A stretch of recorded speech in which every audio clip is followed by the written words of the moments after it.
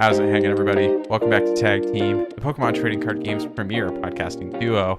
My name is Riley Hulbert, joined as always by my good friend, Mr. JW Kriewall.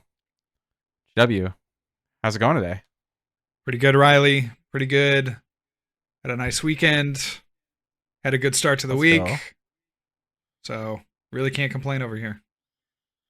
Let's go, dude. Yeah, what's been happening?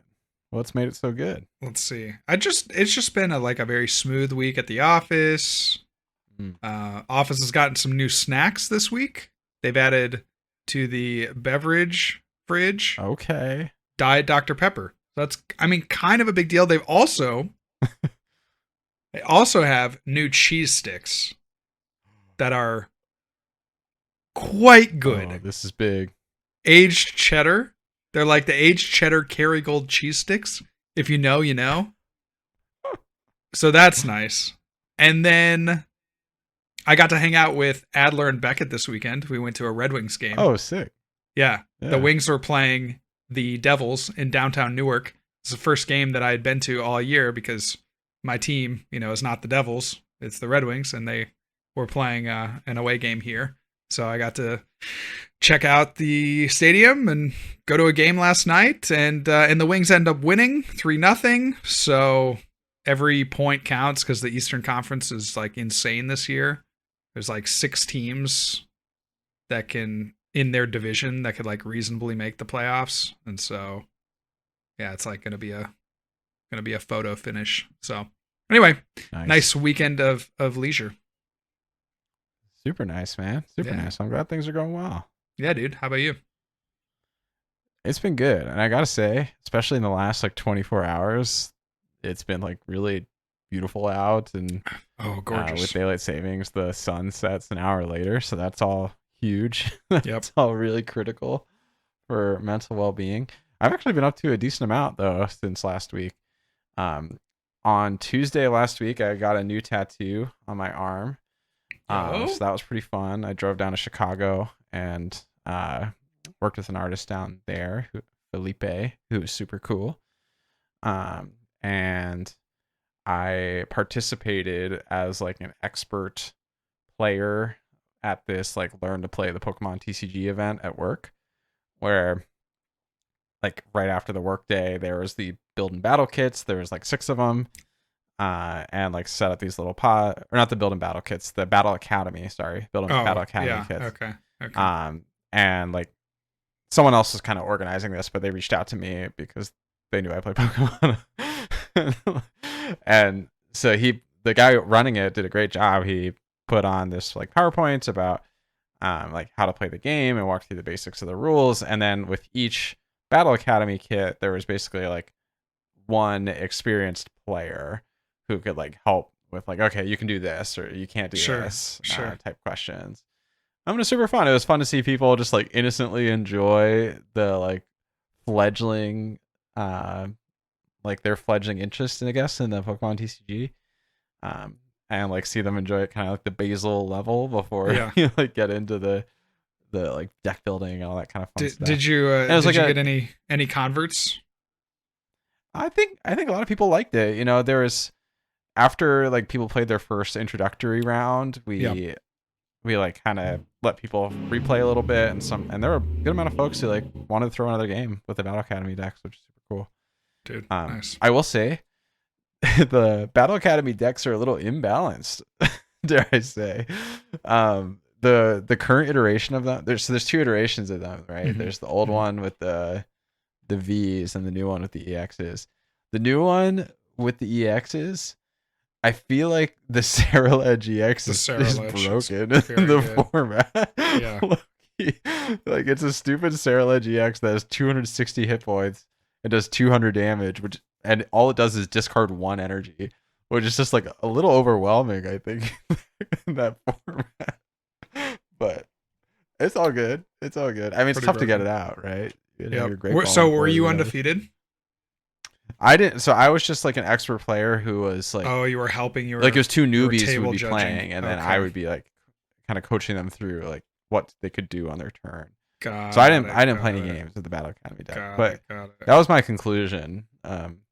And then also like because there's 3 decks that come with the Battle Academy. There's like 2 beginner decks and 1 like expert deck. And there was a weird situation where the table that I was like mostly supervising had the Darkrai like expert deck that came with the new version of the Battle Academy versus the Cinderace V deck. So the basic deck also from a block prior. It just felt like the Darkrai deck was like way too strong relative to the fire deck in that case. But like the players are having fun, and honestly, the dark player or the fire player probably would have won if he just didn't whiff energy, which is crazy that he whiffed energy for like the first 3 turns with that deck. Dang. The Battle Academy like 17 energy probably. In there. Yeah. It is what it is. You hate to see it. So that was fun. And then we're planning a trip to Napa in a few weeks, so booking up our wineries for that. That's pretty cool. And nice. Yeah, hung out with some friends yesterday. Enjoyed the nice weather, so things are good.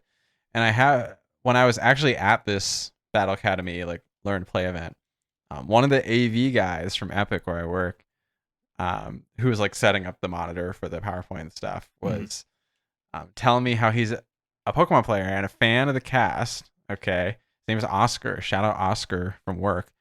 But he also told me, and I think this is key before we transition to the mailbag, that the IRL folks know what's going on with JW sock accounts in the comments. Is that right?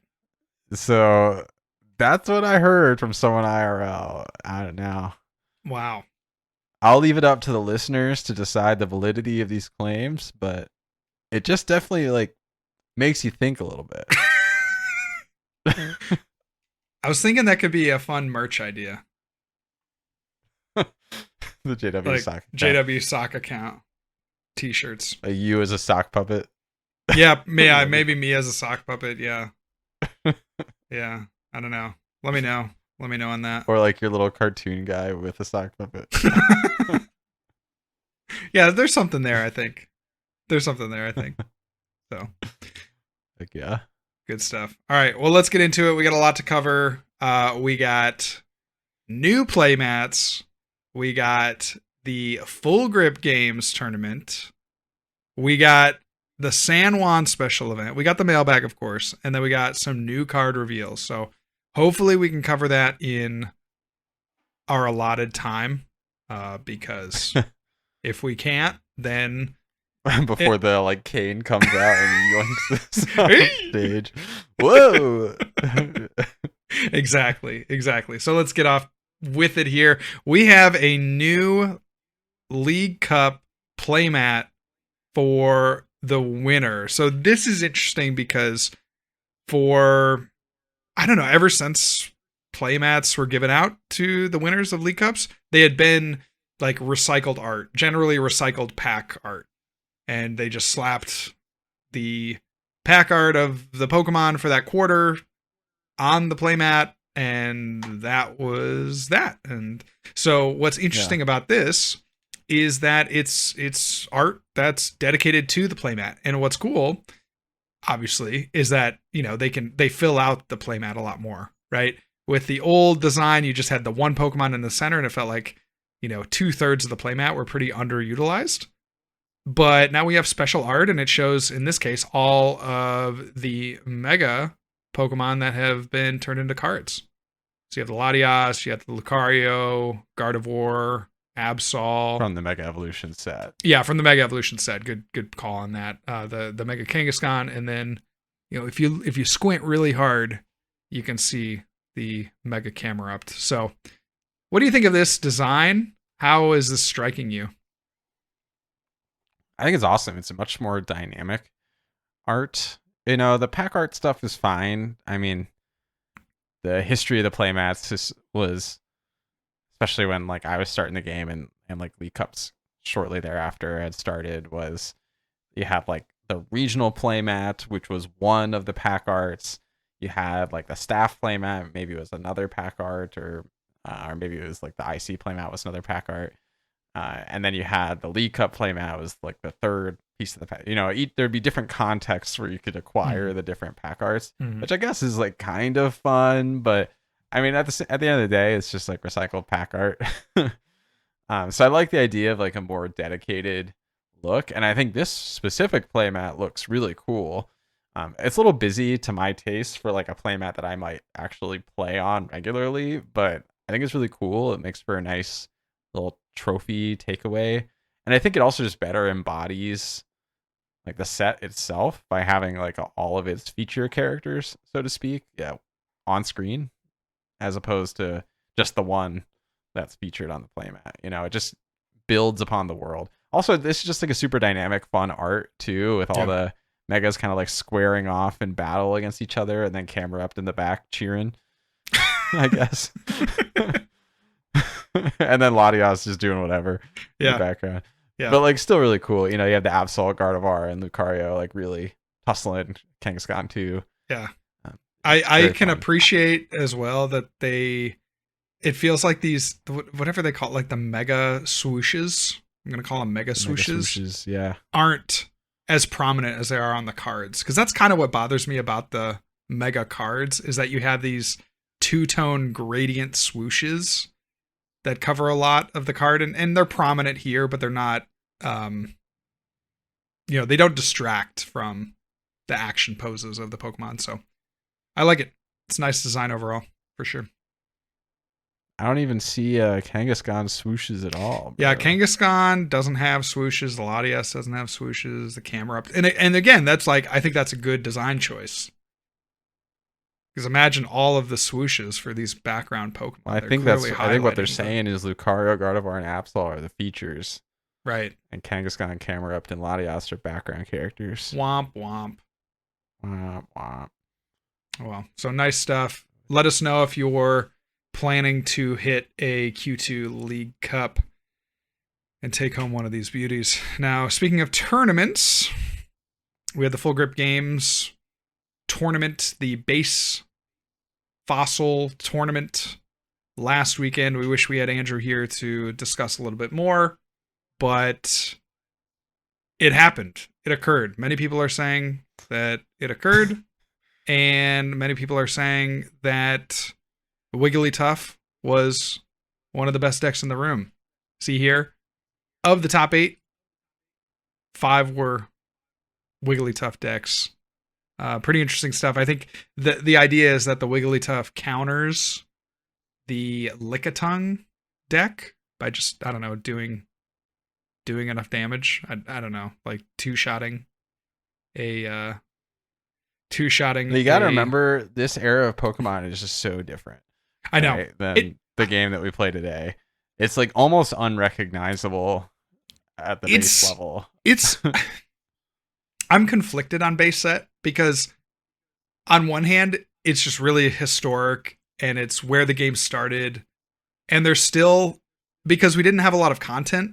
I mean, there really wasn't content back then. There's still things to be discovered, I would say, about the format, right? Like, it was only within the last 5 years that Lickitung was, came to prominence as arguably one of the best, if not the best card in the base set card pool. And so I'm conflicted, because there is innovation to be done. There are, new decks to come up, but the gameplay for me is not that exciting.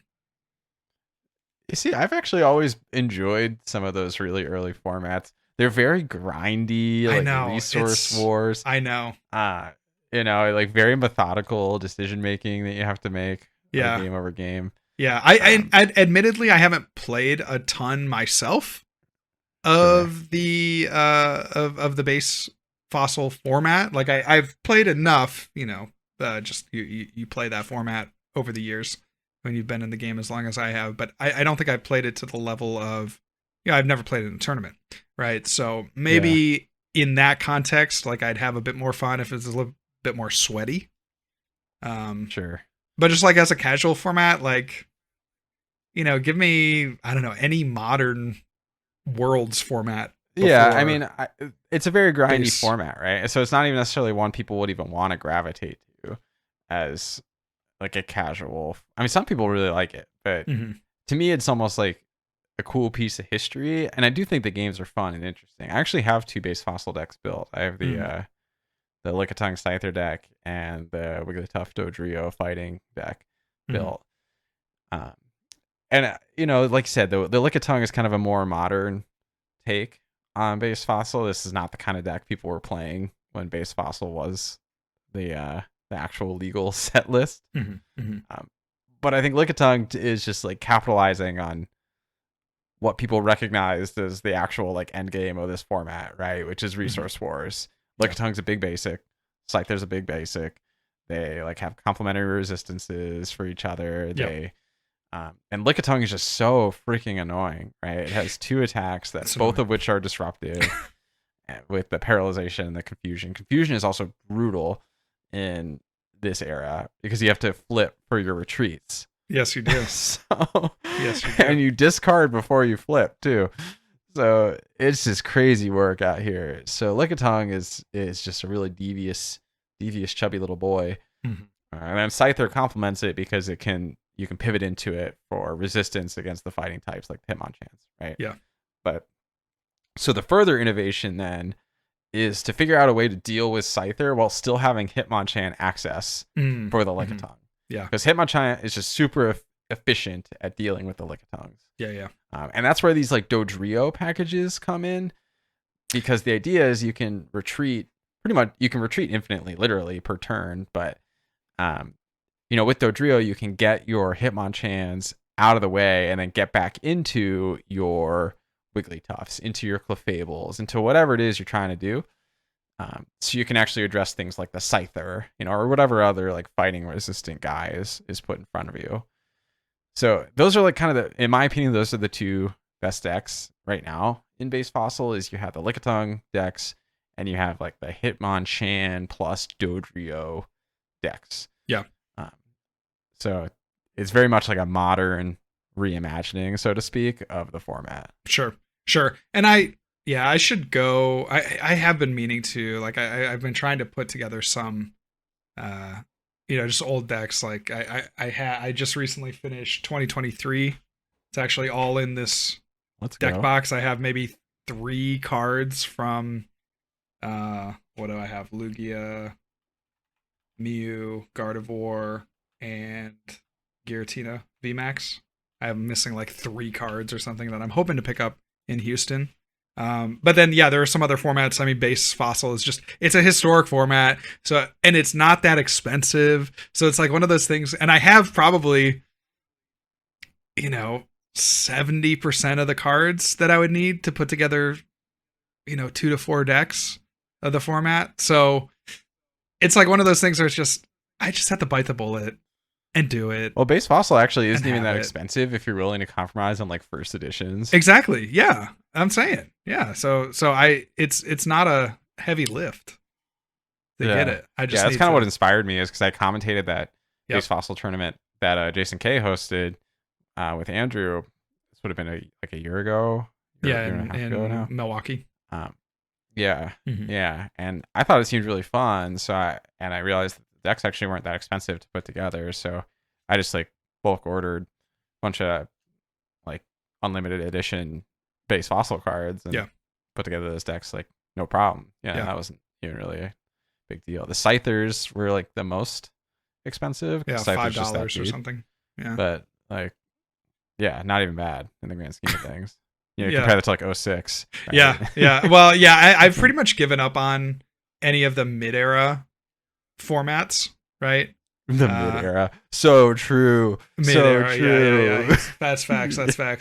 I've thought really hard about maybe doing like proxies for some of those formats just to have, because I think it'd be fun. Like printed proxies? Printed proxies. Yeah, printed proxies. But I'm not as big of a hater on the printed proxies if it's just like historic decks to throw, like Andrew is, to be honest. Like, I don't care. If people want to play the old cards, they play the old cards however they want. I just can't get on board with like the 06, 07, like getting the EXs and the V star and the gold stars, like it, especially now, right? Pokemon card prices are just going insane for some of the high end stuff, and Yeah.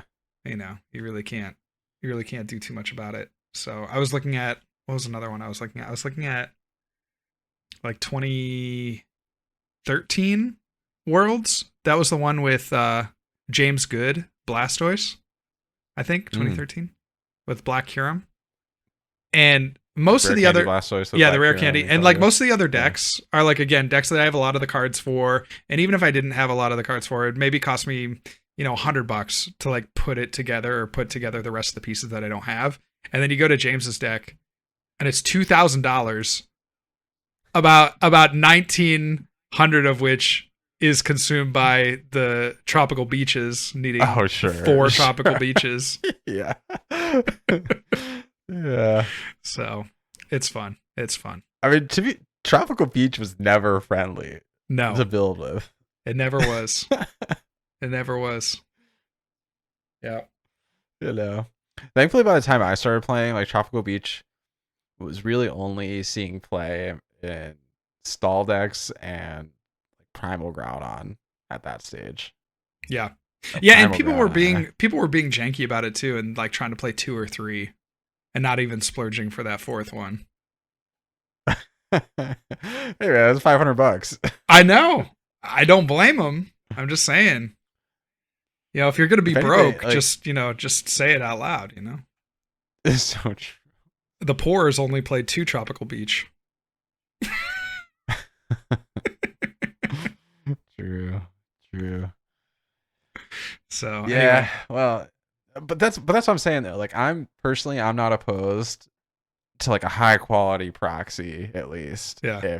If you're just trying to throw like retro games. Yeah. I get like why it's cooler to have like the actual playable cards like from the era, but like I don't get like throwing shade and stuff like that at people who print the proxies. Sure. Let people enjoy the dang game, Well, yeah, and it is. I just find it like for historical purposes, like it's just so interesting to me to see how the game evolves. Right, the base set is very different from, the base Neo is very different from, like 06 decks is very different from 2010 is very different from modern day. It's just very interesting in kind of that. There's definitely like some overarching eras. In Pokemon. Sure. Sure, and that's fun to catalog as well. Yeah. So yeah. Speaking of overarching eras, we have a tournament in the newest format, the Ascended Heroes format, just released. Biggest impact cards are the 70 HP Snorunt's, the Pokepads, and the Ends Zekrom. So obviously Zoroark getting a buff, the Grimmsnarl deck getting a buff, and then Pokepad giving a buff to single prize decks / Dragapult, Dusknoir decks.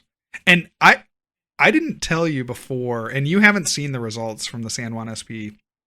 And I was really excited, Riley, because I want to tell you what the finals was. Are you ready? Yeah, I'm really interested. To be honest, I tuned in briefly, but I was a little turned off by the low production value. Yeah. And this was early in the tournament, too. This is like round 3 or 4. I was turned off by the low production value and the fact it was seemingly in like a mall food court or something. Apparently so okay. Well, I can't really speak to the production. Obviously it was home brewed or whatever, homemade, homegrown, grassroots.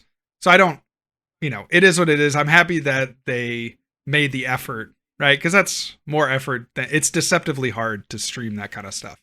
So I'm happy they made the effort. I didn't, I won't speak on the quality or I mean, it's fine. Like it's not shade. I just like I'm not going to spend time out of my weekend like tuning in for the 7 hours to watch it or whatever. Yeah. Fair enough. All right. So the finals was a mirror match. Does that help? Okay. I mean, since you're teasing it, I'm gonna say it's something that is unexpected. So like Alakazam or something. Okay. Stage 1 attackers.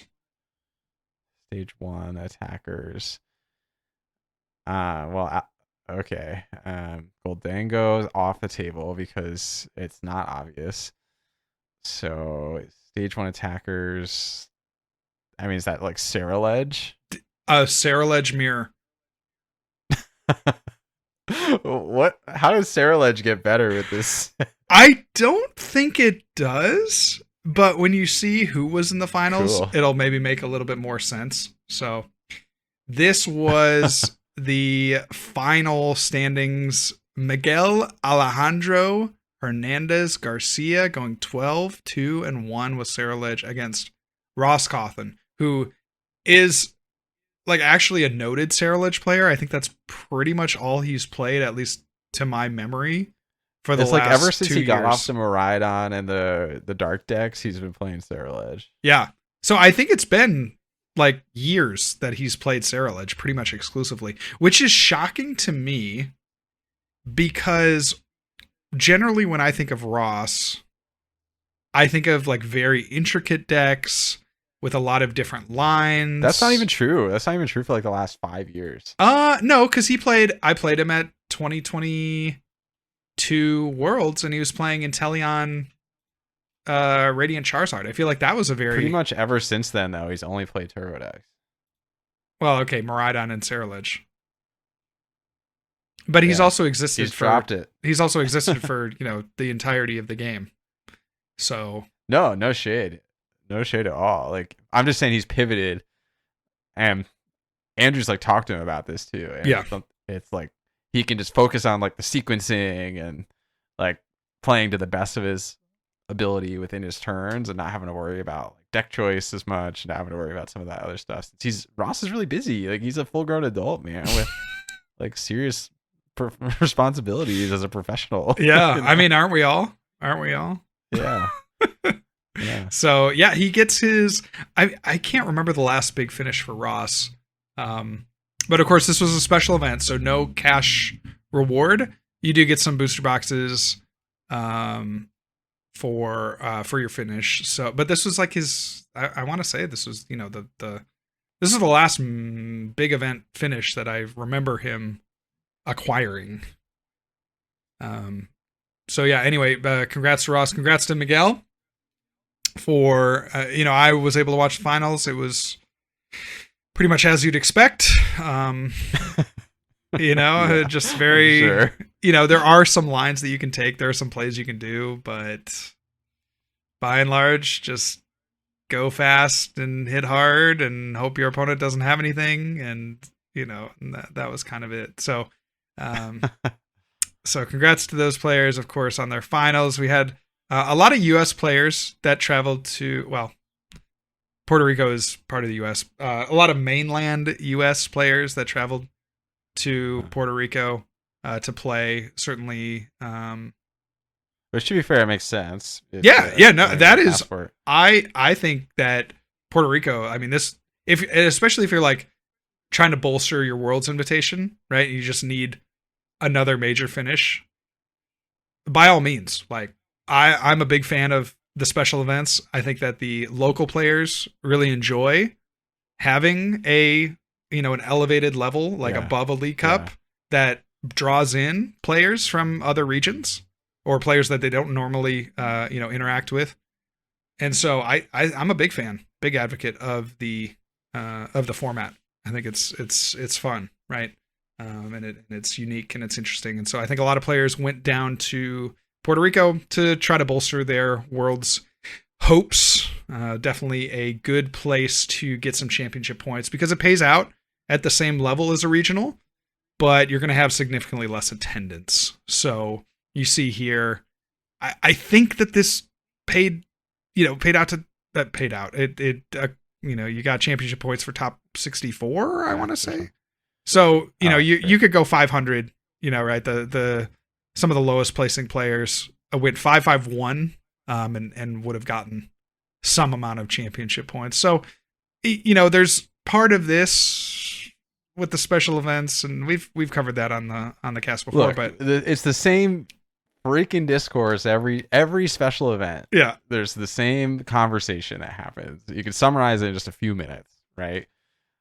There's the people on the camp of going to these special events, like, makes you a wienerson because you're knowing that it's going to be an easier ride, and you're only going to this thing because you think it's going to be easy championship points. You don't have any care in the world about like the region or sightseeing anything whatsoever. You don't even care about the prize money. You're Uh-huh. just trying to like cheese some championship points because you know you're not a top player in the world, and that's how you're going to get a world's invite. Right? That's one side of the argument. Uh-huh. The other side of the argument as well is saying, well, it's good for the region and it like promotes like high level of play within region, and you know, it's not really a big deal. Like if the championship points are available, like go and grab them yourself. Like you're bad. Yeah. And like both sides are also wrong in this somehow, which is so ridiculous. Like to be honest, yeah, I think it's some Wienerson behavior. Like when you are so unconfident in your world's invite that you go to a bunch of these things. I also think it's fine that they exist in like the grand scheme of it all. Because who cares? Like the world's invite's never been a measure of the top players in the world, truly. Yeah. Like it's always been a wallet bash, and it always will be. Yes. Yeah. It's just the nature of it. Yeah. Without a doubt. Without a doubt. What I don't like though, what I hate the most is people who try to cosplay as if they're like traveling to this place and like have a deep love and respect for the regions. Like, bro, you did not do anything in Puerto Rico. You went inside the Sears and you played that tournament and you flew right back home after. Okay, like, can we just call a spade for a sec? Yeah, you're just trying to harvest your points and get out of there. I almost would rather you just be honest. Like, yeah, I mean, for real. Like, I have played in special events before, and yeah, I mean, what else would it be for in my position? Right? Is like. Right. Just trying to harvest some points, get out of there, and go about my day. I did have a somewhat controversial post on X on this. I said no shade to anyone attending a special event held in a card shop. And to be fair, I got called out in the comments because it was an abandoned Sears. I do want to make that. I don't think it was abandoned. There very clear. No. Good thing this was an old Sears. You can't just take any post on X. No, dude. And then what's his name? Let's see. Freaking Pokeduels commented as well. He said it was an abandoned Sears. So that's two. That's not a really reliable source. You don't think Pokeduels is a reliable source, man? Bro's seen it all. Bro, literally all of his tweets are trolling. It's crazy. Okay, all right, fair enough. Anyway, but the group chat has every right to dunk on you if you don't top 32.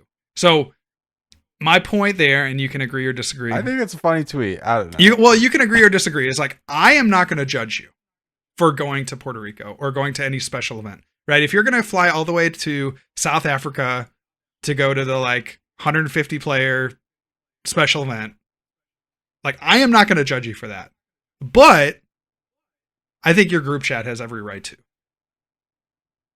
I think the players that you test with have every right to like call you out on that and dog you, especially if you like, if everyone knows why you're going and you can't get that, whatever threshold, right? In this case, I think like a top 32 for going to a special event is like, yeah. If you don't get that, like, man, what are we doing? Yeah. It's like, why did you even do this whole trip? What are we doing? You know? Yep. you went there because you thought you could get that, right? Like, that's the whole point. So you're not going there for love of the game. Like, let's be real. Yes, right. That's facts for sure. Yeah. If someone could convince me, and maybe someone in like Southern Florida could go to the Puerto Rico special event for love of the game, maybe. But like, you know what I would also say, JW? Back when I started, the West Coast like expanded regionals would be in that like 400 player zone. And we called those fake too. And those were whole ass regional championships. So if we could call those fake, then we can call this a little fake too as a treat. So, you know? So yeah, all right. So yeah, bring it back. Bring it back the toxicity of 7 years ago and just calling all these tournaments fake. But it is interesting to know. I mean, looking at some of the results, I mean, we had all Sarah Ledge finals. We had really no Gardevoir in sight. You had some and Zoroark, which was, kind of expected to be that, the most benefited deck from the Ascended Heroes card pool.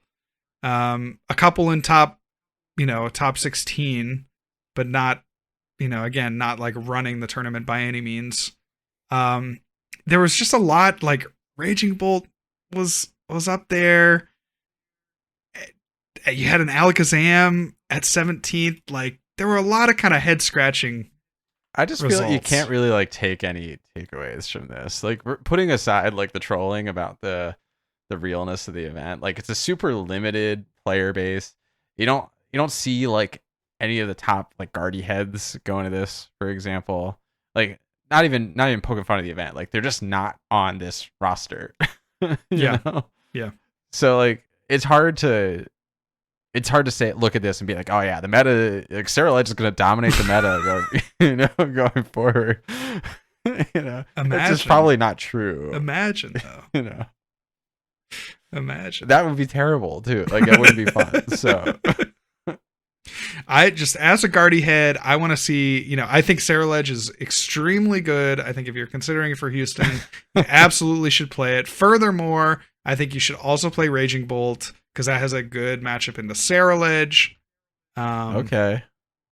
And Alakazam. I think you should play a ton of Alakazam. So that's kind of my takeaway from this event.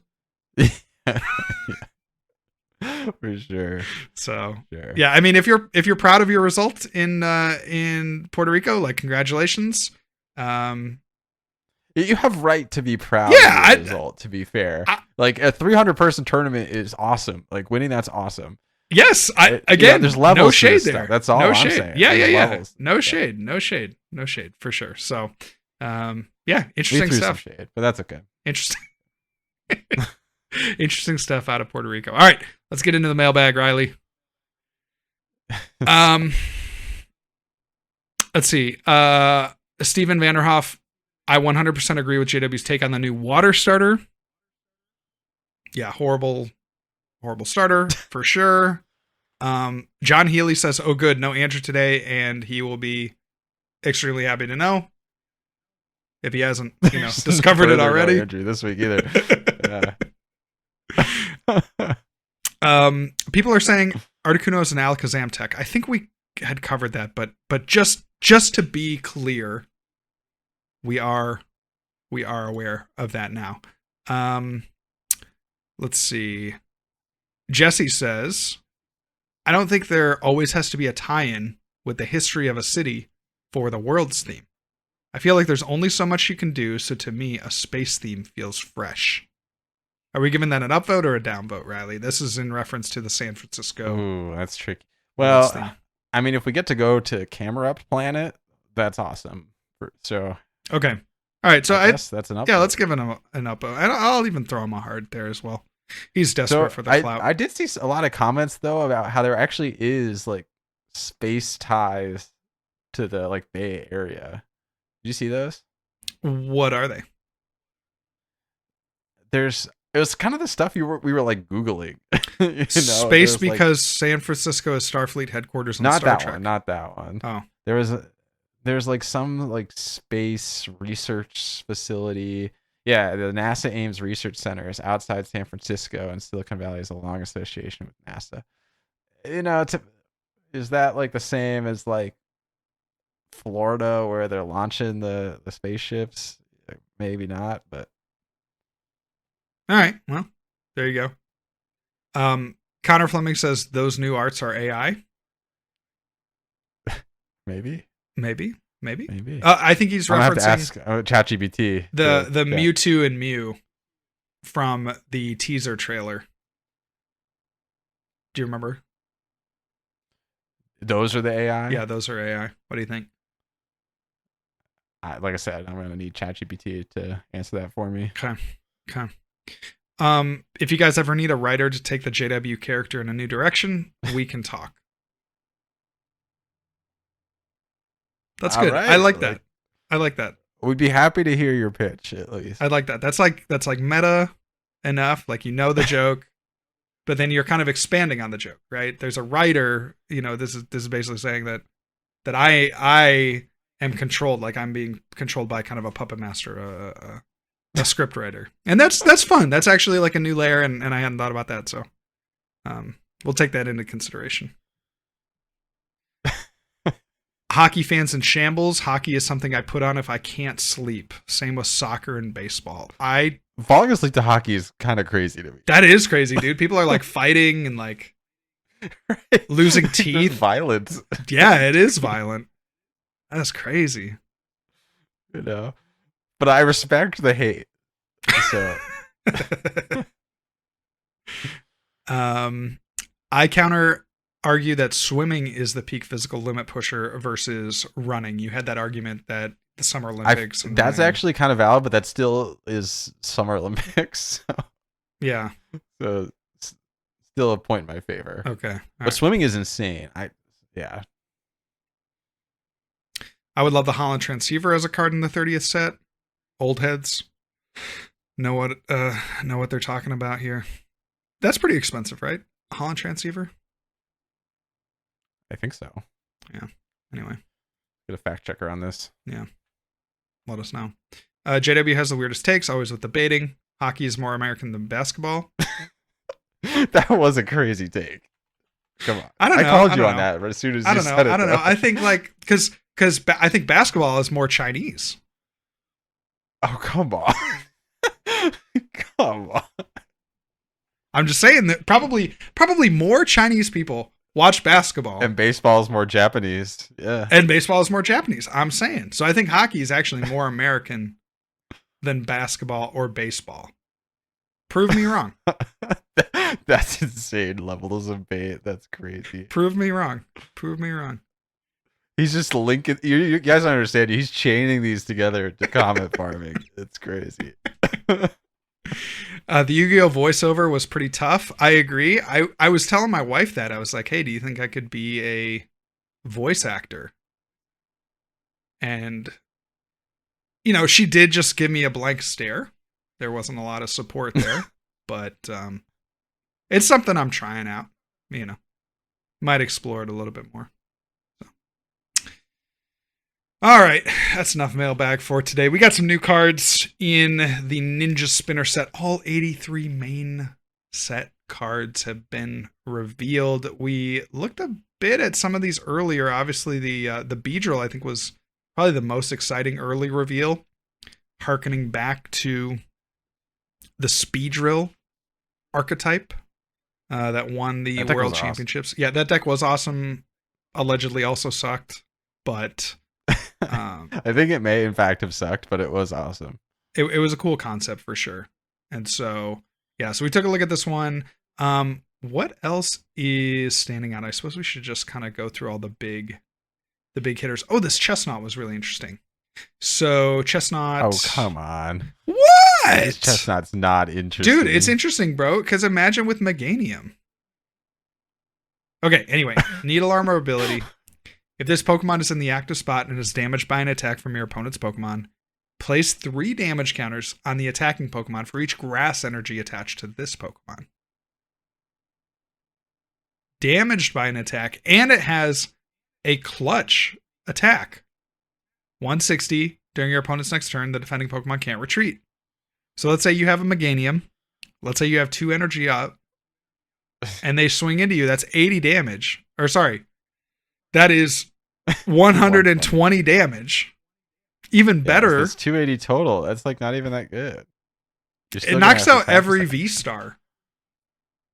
Oh, that is true. Thoughts? That's true. But then Arceus is just gonna like Charon's carrot.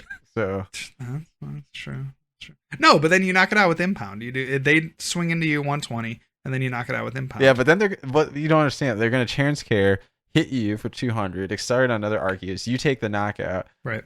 But then you're not going to be able to chain like Chestnuts infinitely. Yeah, that's true. And then backup Arceus on the bench. Right, and then they would play the big charm on their second Arceus probably. So yeah, that'd be really hard to counter. Okay, good point. Yeah, this card stinks. I don't know. It's interesting, right? Like, come on. Who's with me? No. Okay. Chestnut was just one of those Pokemon that's destined to always be a failure, I think.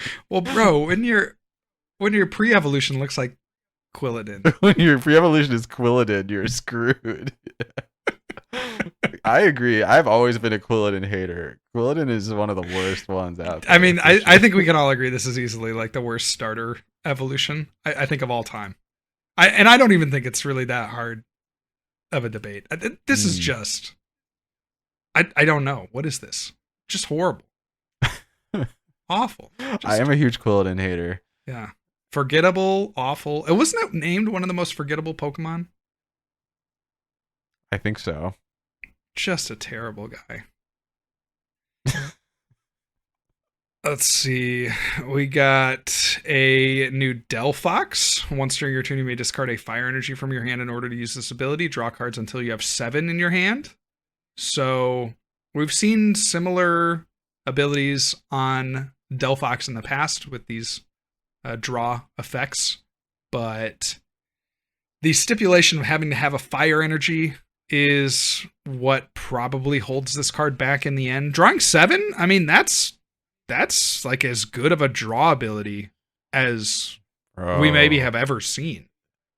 This is the type of card that we say is like good and potentially in GLC and then doesn't even make it. Doesn't even make it in GLC. That's crazy. Yeah. Not even good enough for GLC. You really think so? Because I think it's on that border. You know, it might see play. The attack, I think, is what salvages it, if anything. But I don't know if you've been thinking about this. I've been thinking about that. I feel like GLC has really centralized on basics and stage 1s these days. Mm-hmm. So, like, playing a stage 2 that's like fine. Yeah. Like, doesn't sound that appealing. Yeah. Yeah. Interesting. So Energy Storm for 2 fires 30 times. This attack does 30 damage for each energy attached to all Pokemon in play. So, yeah, I feel like you need... It's tough, right? Because the only fire energy accelerator is going to be something like Emboar. They couldn't give this 40 times. I know. Base of 80. I know. Like, give it something, you know? Like, it's a stage 2. I know. Yeah, I mean, I'm still kind of like GLC headed here. I'm like, 30 times in GLC, like, you can make something work. But yeah, 30 times in standard. Oh, barely though. Like, how are you powering it up? You're gonna like welder onto it or something. So then you get 3 or blacksmith on your board. That's 90. Yeah, that's 90. Doesn't even have to be attached to the. Doesn't even have to be attached to the Delphox. I know, and then you count the opponent's board too. But like, they need to have like a further 3 energy to KO stuff, like the big tanky stuff. I know. Okay, maybe this card sucks. Sad.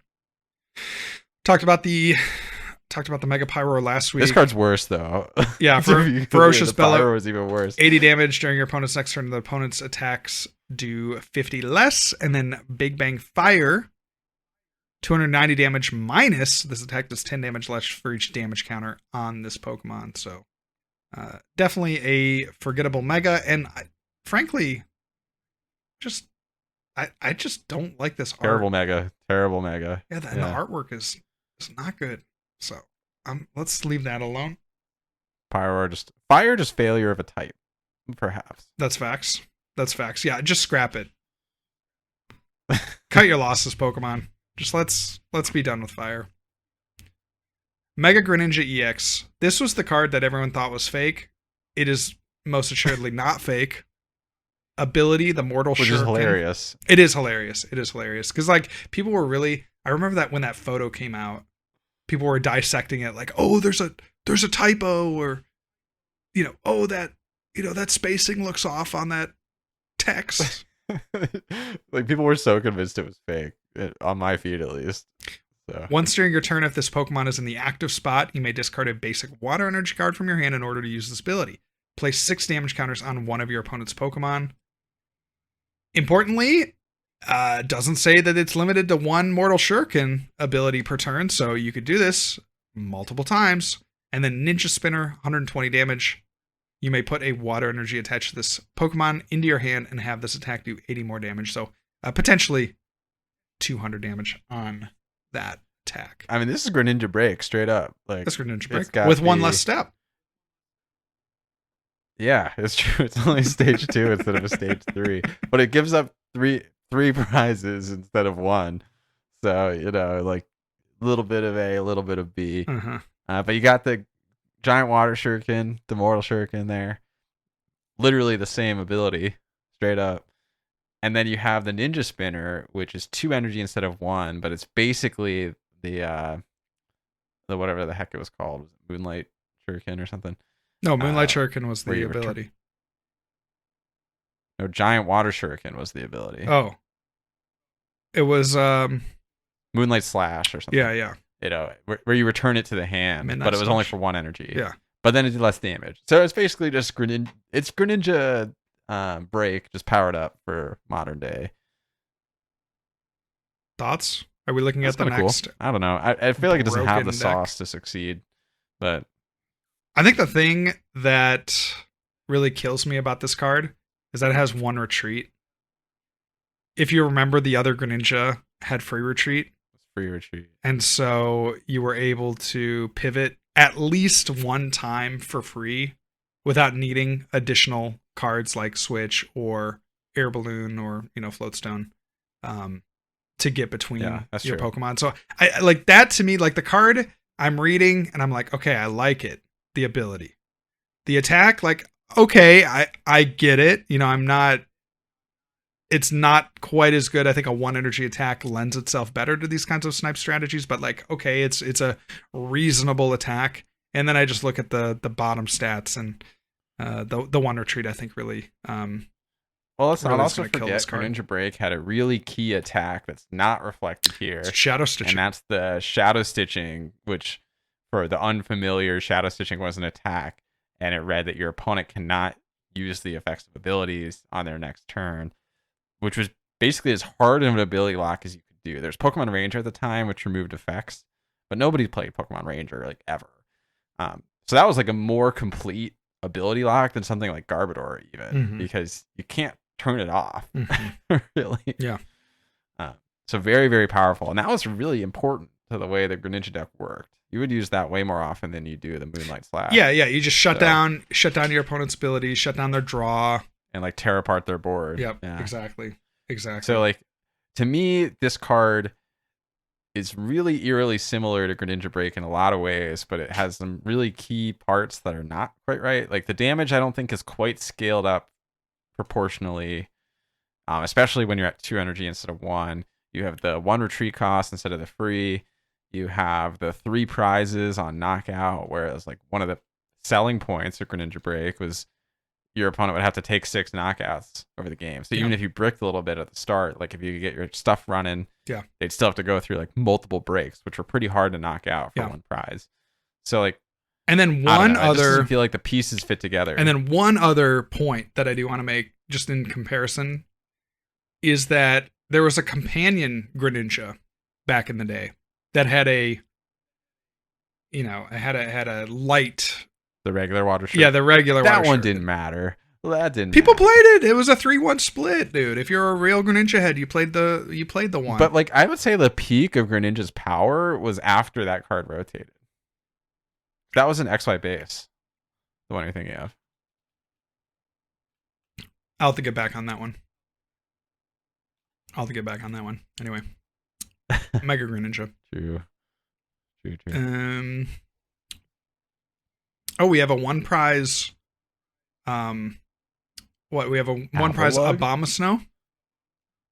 That's Avalon. No, I know, but there's a Mega Abomasnow that that does. It is 60 damage. Discard the top 6 cards of your deck. This attack does 60 damage for each basic water energy attached in this way. Isn't this literally that, except a cheaper energy cost and a 1 prizer? It's just a Mog's Abomasnow. Yeah, this card might be good.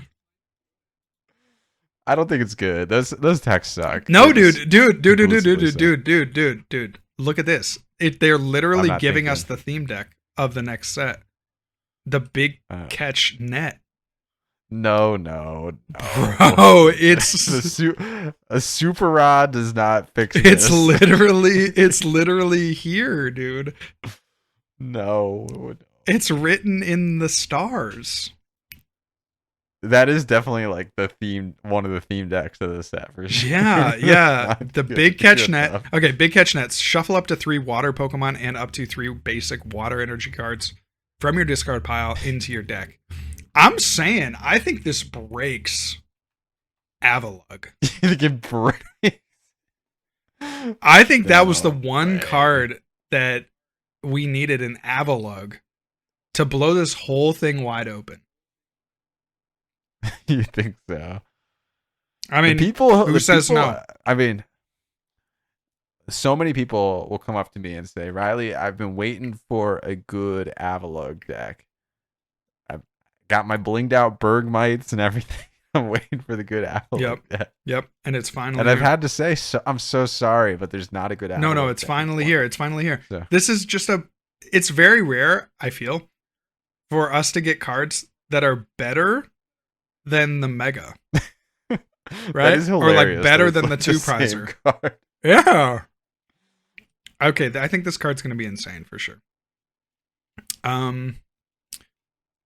Let's see. Golisopod, critical cut, 30 damage if this attack's damage knocks out your opponent's active Pokemon during your opponent's next turn. This Pokemon can't be affected by damage or effects of attacks. I don't think that's relevant at all. We have a very interesting Ampharos line. The Ampharos has the ability Synchronized Pulse. If you and your opponent have the same number of cards in your hands, this Pokemon's attacks do 80 more damage to your opponent's active Pokemon. And then the attack is pretty, forgettable. I do like the art. I'm going to call out the art. Pretty good. That's cool looking. I was just thinking that too. Flash Bolt, 140 damage during your next turn. This Pokemon can't use Flash Bolt. So I think the idea here, at least on the Ampharos, is that you can do 240. 220 for 2. But here's where it gets mildly interesting. Is the Flaffy has an item lock attack. So you could evolve up into Ampharos, match hand sizes, have a Relicanth on your bench, and copy. That was instantly what I thought of too. Copy the Flaffy for 120 in item lock. Let's go. That was definitely all we're not geniuses for coming up with that. That's definitely what they were thinking of when they printed these cards. But it's cool, I guess. I don't know. Probably doesn't have the sauce to be good enough. We got plenty of other superior item locking cards right now. Yeah, it's tough. On a stage 2. Why did they think you know what? More item lock. Let's figure out a way to print more item lock. I mean, it's almost good if it was a 1 energy cost. I feel like 2 energy is kind of a lot. Yeah. I also feel like, why are you playing a janky lightning item lock deck when you could just play Frillish or Badoo for item lock? Well, because then you can use Ampharos's ability and do 120 damage. Yeah, I mean, the nice thing with the Synchronized Pulse is it's hard for your opponent to play their hand down under item lock, so it's easier to match your hand size, I guess. But also, I feel like decks right now, by virtue of the fact that item lock is such a popular strategy, are pretty resilient to item lock too.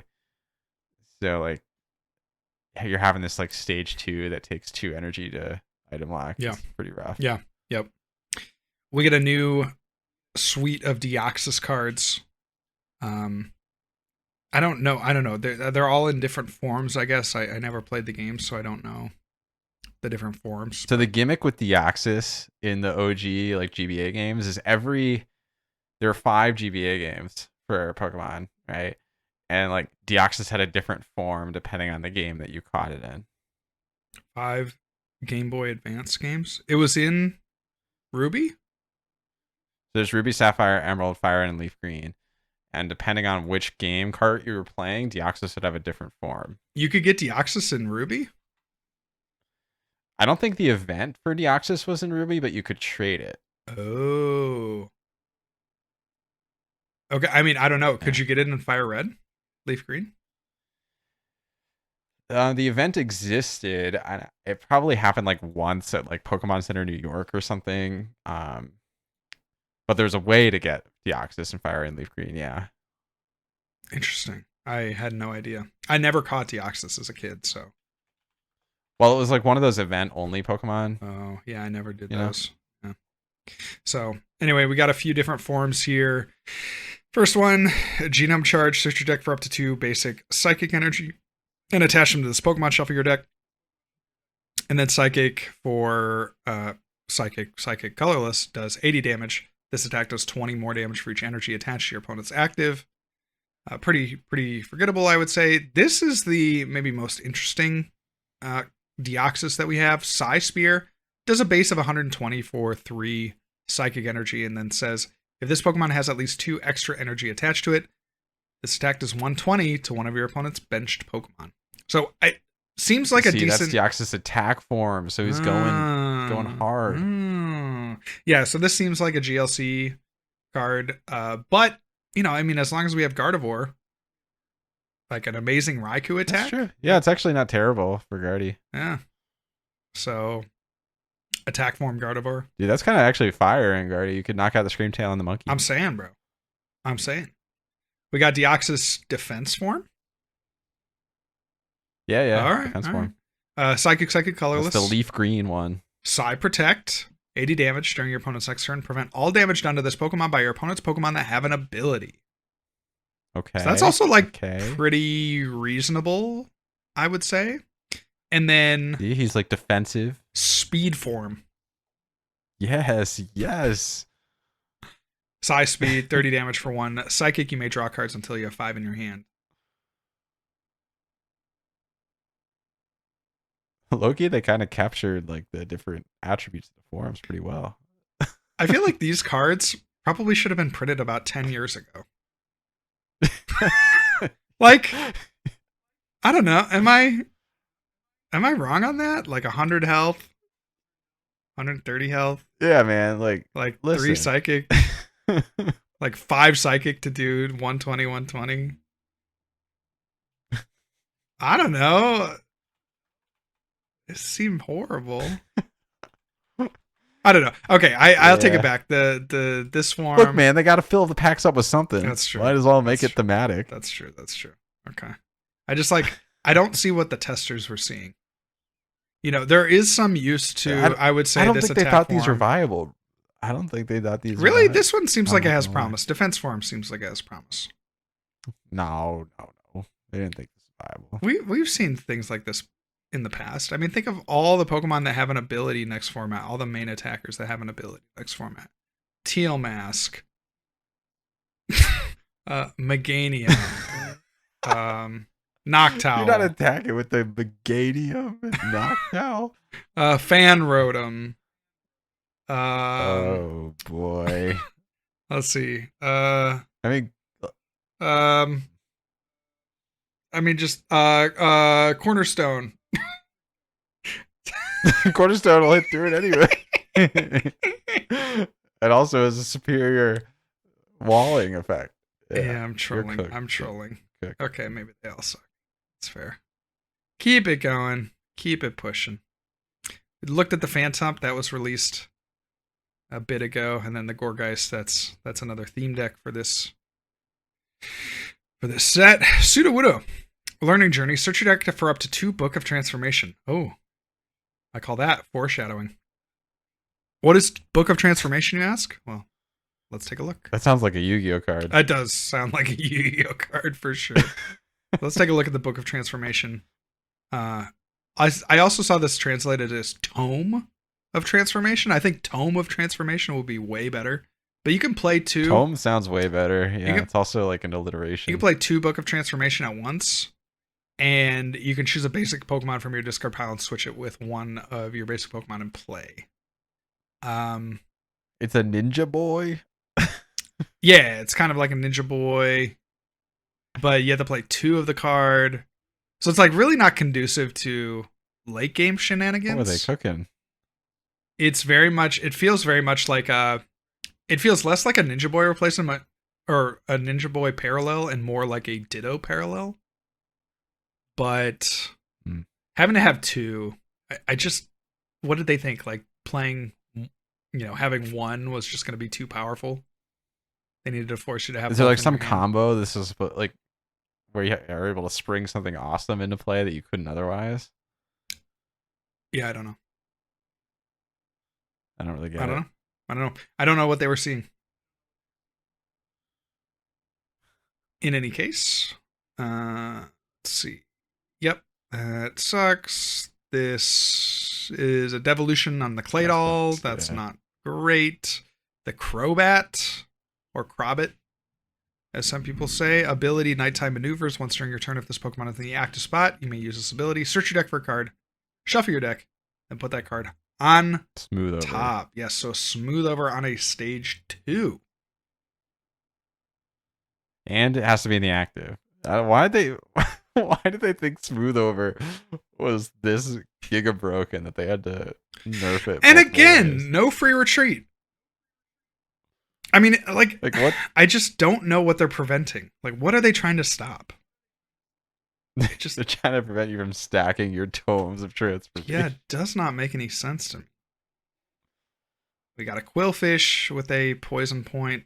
Some of these cards, like this, I mean, I've probably read like half a dozen Quillfish that read like and they this. all suck. Yeah.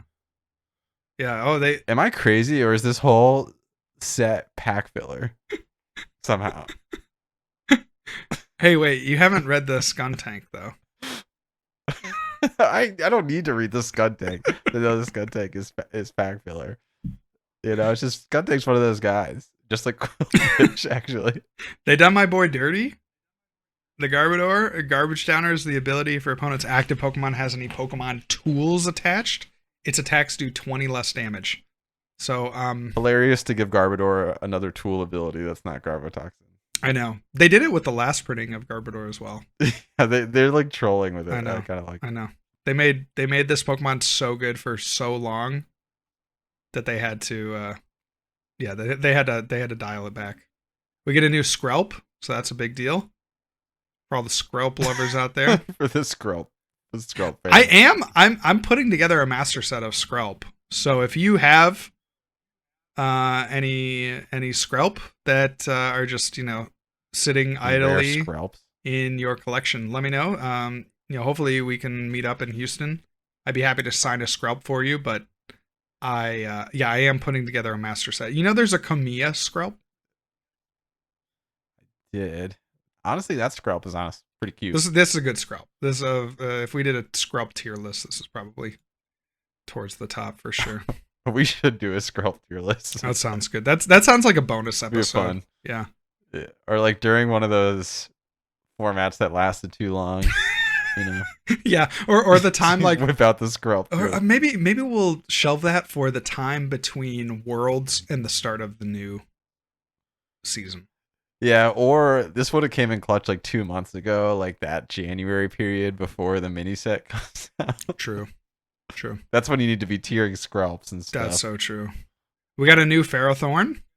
Prank drop during your opponent's turn. If this card is discarded from your deck by an effect of your opponent's attacks, abilities, items, or supporter cards, your opponent discards the top 8 cards of their deck. Like, that's cool, but like, what to what end? What's he doing? What's he up to? What's this dude up to? He's pranking. He's pranking for sure. Kind of cool art though. Cobalion, we saw that last time. The Mega Dragalge, saw that last time. A Goodra with the Slimy Slip ability. When your opponent's active retreats, your opponent flips a coin. If tails, that Pokemon does not retreat. And your opponent does not discard any energy for retreating. This effect cannot stack.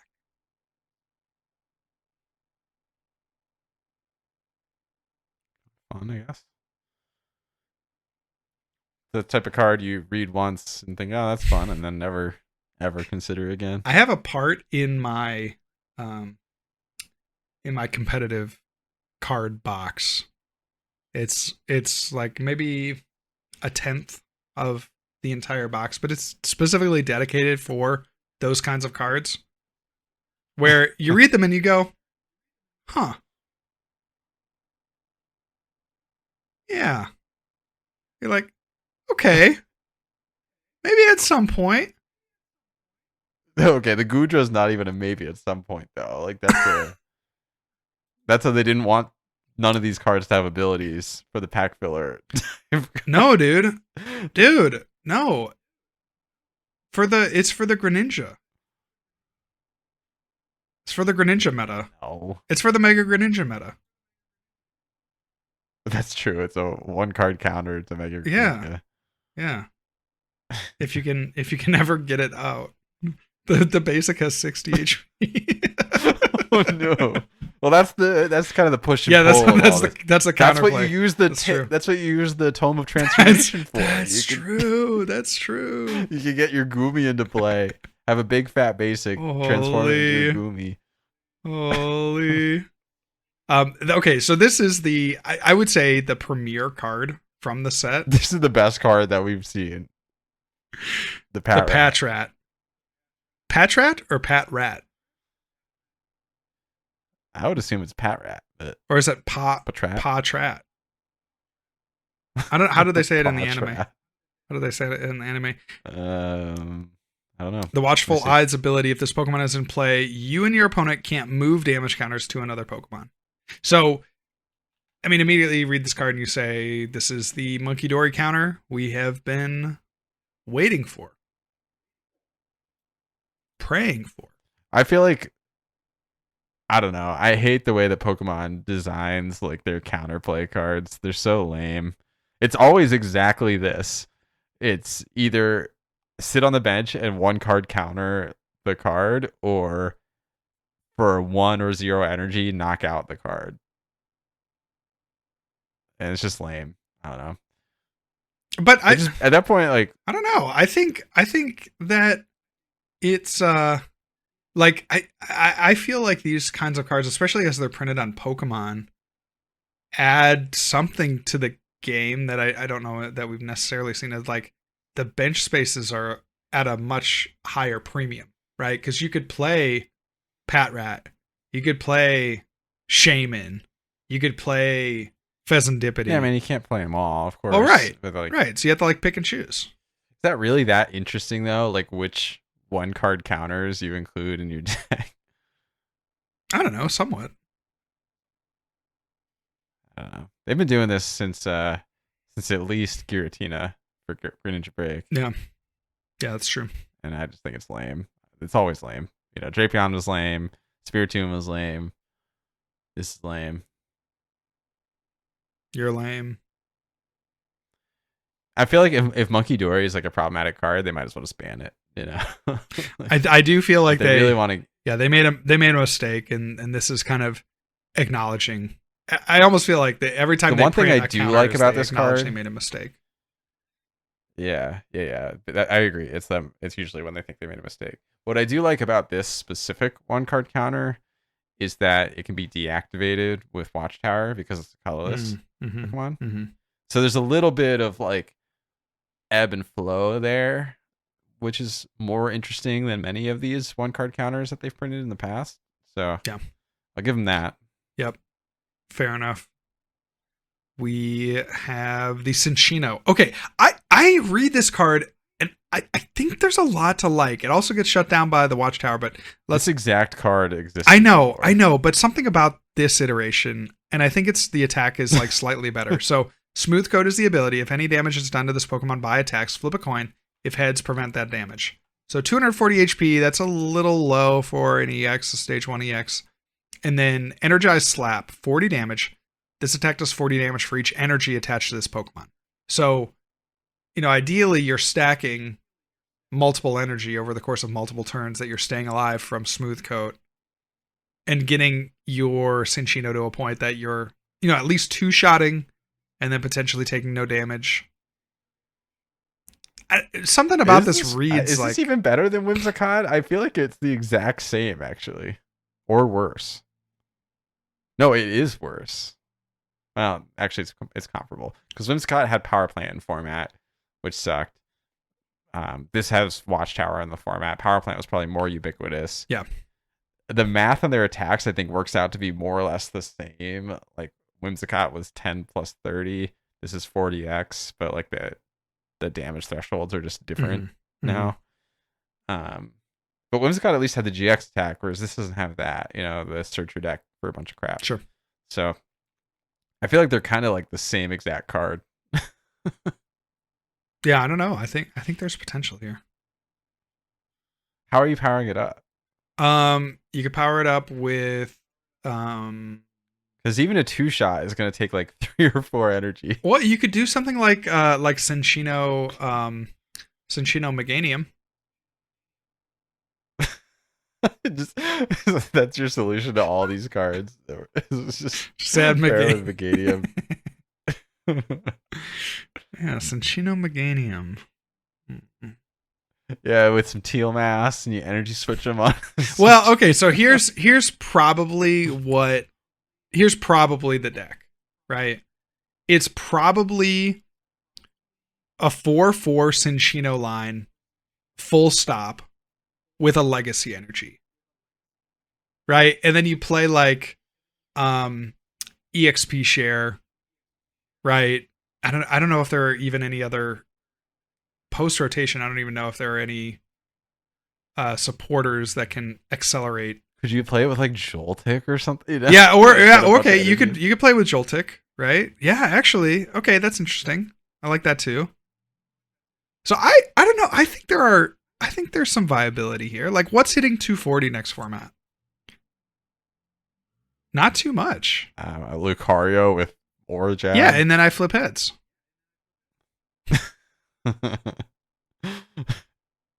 I feel like if this card was a serious contender, then people would just be playing Watchtower. Oh, right. So this is going to be the card that like ebbs and flows with the Watchtower. If anything, people are going to playing like an above average amount of Watchtowers because of the Pat Rat. So Cinccino kind of has like caught the cross. Yeah, Pat Rat, and then the Meowth. And then the Noctowl. Yeah, Watchtower just like getting better. The stocks on Watchtower keep going up. Noctowl and Fan Rotom. Yeah. Yeah. Yikes. There's a lot to like about the watch. Okay. All right. Card to watch. For sure. Special red card. You can only play this card if your opponent has... This is like the other best card after the Pat Rat. You can only play this card if your opponent has 3 or less prize cards remaining. Your opponent shuffles their hand and puts it at the bottom of their deck. Then your opponent draws 3 cards. So I think we're thinking here, like, you know, we were done with hand disruption, and as you know, as immediately as everyone had kind of like relaxed, we get it right back with special red card. Yeah, special red card. I feel like it'll see play. I don't feel like it scratches like the itch at all of like an Iono or an N. You know, Mm-hmm. It's a pretty substantial amount of cards that you're leaving your opponent with on the tail end of it. Like, I don't know if you feel this way, JW, but personally, I feel like once you get to that like 2-1, like that's when I'm really disrupting my opponent's hands, and anywhere else is like, you know, maybe they don't draw off of this, but I'm not betting on that. Yeah. So like 3 cards like kind of crosses that threshold where it doesn't feel super disruptive to me. Also, it's conditional.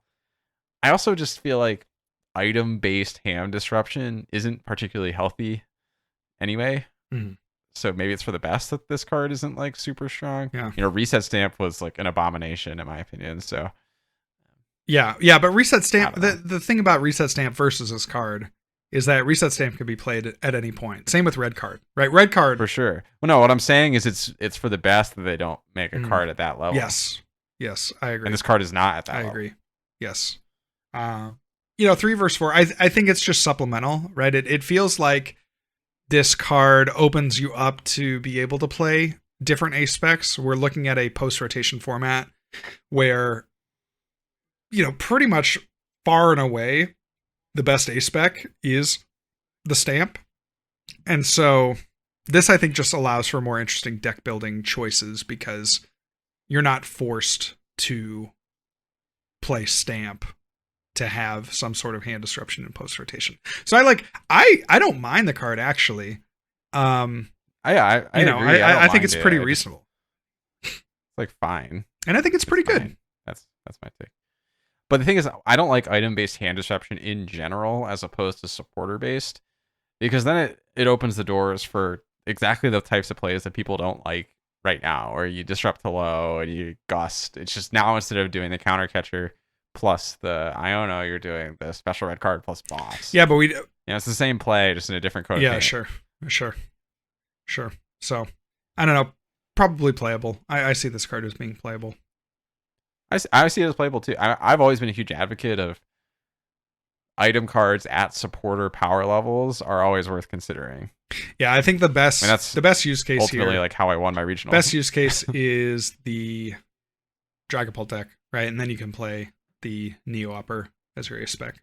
So I think that probably makes the most sense there. Coming into some of the supporters, we have AZ's Tranquility. Switch your active Pokemon with one of your bench. If you moved a Pokemon EX to your bench, heal 80 damage from that Pokemon.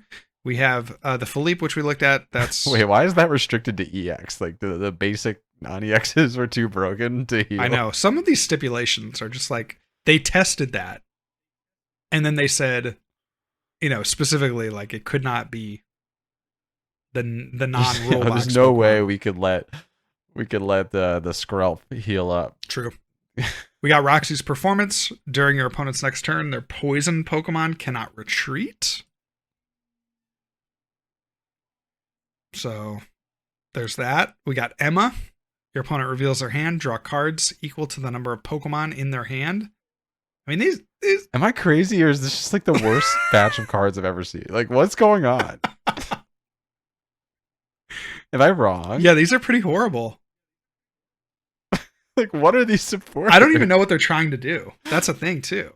It's like, I don't even know what the combo is. Like, what is Emma? I feel like AZ's is meant to be played with, like, the Ange Floette thing. I don't know what Emma's about. I mean, the gimmick is she's a detective, so, like, you're doing detective stuff on your opponent's hand, I guess. But, like, well, what is going on with this whole set? The Great Reset. The Great Pokemon Reset. Saw the Ange Floette, saw the Prism Tower. We get some new special energy cards. The Nitro Energy, as long as this card is attached to a Pokemon, it provides 1 fire energy. So that's... Holy, it's a reprint of Burning Fire. Well, it's somewhat different, I think, right? Because it's to a Pokemon. Oh, it's worse. So it's not to any Pokemon. And then, yes, it is worse. If an attack that a fire Pokemon this card is attached to would discard the card, put it into your hand after applying damage and effects of that attack. So it doesn't actually get attached back to the Pokemon. Burning Fire energy? Yeah, that's crazy. We got the Bubble Water. As long as this card is attached to a Pokemon, it provides 1 water energy. So again, you don't have to attach it to that element of Pokemon. You can attach it anywhere. Yeah, but it doesn't get any like bonus. Yes, it doesn't get any bonus. But the water Pokemon this card is attached to recovers from all special conditions and can't be affected by any special conditions. So that's pretty standard. Useful. And then Magnet Energy, as long as this card is attached to a Pokemon, I think we saw this one already. It provides 1 This metal. One's good. This is a good. The metal Pokemon this card is attached to has no retreat. So I think the obvious card is the Cobalion X.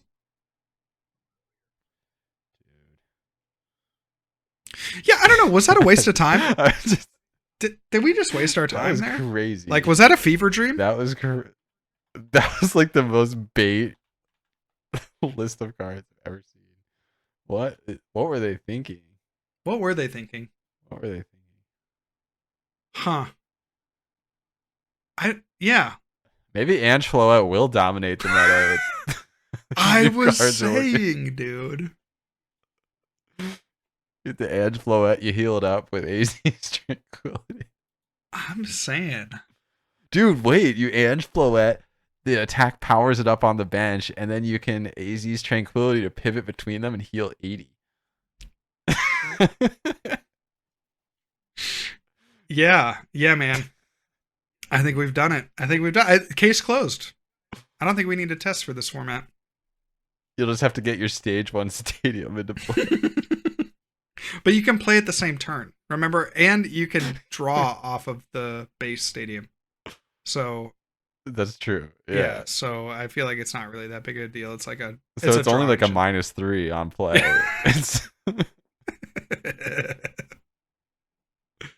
Yeah, pretty terrible set. I don't know what they're doing here. I'm really not sure the direction of the game. Should I be concerned? Should I be worried about the game designers at this point? They need help. Game designers, print. Let's see. in the next set, if you're in trouble, print another Skrelp. That would be a weird coincidence if there were multiple Skrelps. That would let us know. Game designers, if you're listening. All right, well, that is Ninja Spinner. I mean, yeah, I guess the breakout card would be the Mega Greninja. You have maybe Cobalion as a card of interest, and then Patrat. And then Patrat. I guess the Beedrill. Okay, I take it back. The Beedrill. The Beedrill might be the best card. I don't know. The point that we're saying like Beedrill is the best card is. I don't know if there's any saving. Beedrill's not even that good. I don't even know if there's any saving this set. So, all right. Well, I think we've said enough about Ninja Spinner. Let's call it.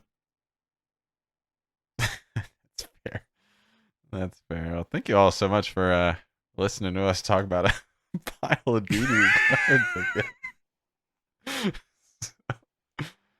And hey, if you are enjoying what we're doing, and if you listen to this point on this set, you must be enjoying what we're doing. And guess what? There's all sorts of ways you can get engaged with the tag team ecosystem. You can find us over on Twitter, X, the Everything app. For me, it's at SmileToRiles, JW at Real John Walter, Andrew, who cannot be with us, Enjoy Friend, and of course the podcast at Tag Team Pokemon. Also, please do leave a comment on Spotify or YouTube. If you aren't aware, we are on YouTube with the video version of the cast. If you want to be featured in the mailbag in future weeks, all you got to do is agree with what JW says. That's right. It's the easiest way to get in the segment. Easiest way. So I think ideally you like start your comment off and it's very like pro JW vibes, and then you kind of let your true colors show once he's already committed to reading it. True. That'd be ideal. True. Okay, so now I need to be on my guard this week. Potentially. Yeah, we'll see. The IRL fans know apparently what's going on there. So in any case, thank you all so much for listening. We appreciate your ongoing support, and we will catch you next week. Peace.